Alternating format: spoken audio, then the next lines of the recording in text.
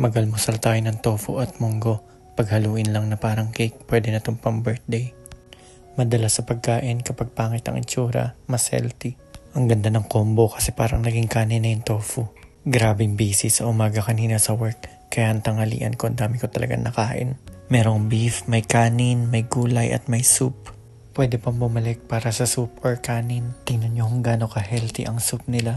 May kamote, may miso, may onions, may terrible yung init ngayong araw. Sinabayan pa ng kabi-kabilang meeting na pupunta sa ibang school. Nakakapagod. Pagkatapos ng trabaho ay pumunta kami ng Rakuten para magpakabit ng internet na bago. Usually around 1 gig yung normal na internet speed dito. Pero yung bago naming internet ay more than 2 gig. Tapos imaginein mo, free siya for 6 months na paggamit. Ang sarap ng cold chocolate milk sa mainit na panahon. Tapos sasabayan ng onigiri. Wow, perfect combination. Bago kami umuwi ay dumaan muna kami sa Don Quijote para mag-grocery. Isa sa mga pinakamahal na prutas ang melon sa Japan. Hinihintay ko lang ma-expire yan para tipak-tipakin na nila at bilhin ko yung discounted price. Pinatulog ko muna si Mika habang hinihintay ko yung misis ko. Ang bait-bait talaga ni Mika kapag tulog. As ang bilis sumaba ng mga kamay niya. Dati yung fingers niya ang liliit lang tas parang naka-boxing gloves. Pero ngayon parang galamay na ng gagamba. Ang bilis sumaba. Alam nyo ba dito sa Japan, hindi nila binubutasan yung tenga ng mga bata. Kahapon ko pa hinahanap yung harmonica ko kaya napunta ako dito sa bodega. Nakakatuwa tong silent basketball. Para talaga siyang bola, pati yung ugtol, pati yung lambot. Pero kapag trinibol mo, yung ugtol niya parang lang sa normal na bola. Napadpad na naman ako sa isang corner at nakita ko tong chandelier ng misis ko. Naalala ko tong collection na to. Nabili ko lang to sa murang halaga at gusto kong mabenta. Either J-pop to or K-pop, hindi ko sure pero alam kong sumasayaw sila at kumakanta. Kung alam nyo kung anong grupo to, paki-comment naman para malaman ko.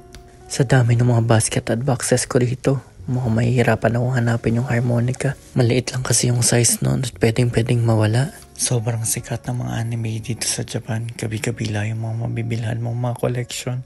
Pero hindi na ako makahanap ng mga lumang anime na pinapanood ng mga batang 90s. Puro random lang tong mga laruan na to at nakalagay sa mga plastic. Hindi ko pa rin makita yung harmonica pero natuwa talaga ako sa nakita ko.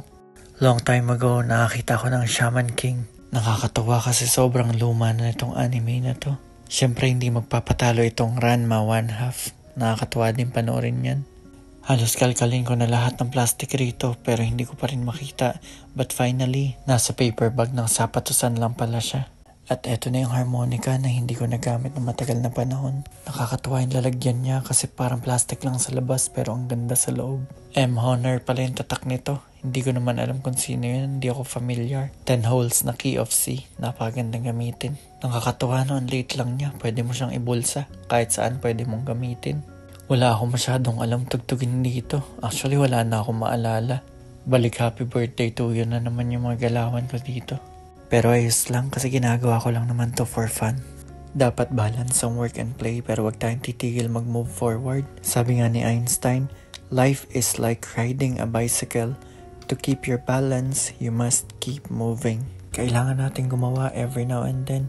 Hindi kailangan mabilis, hindi kailangan malakas, basta tuloy-tuloy. Kaya natin to. Yan lang, bye!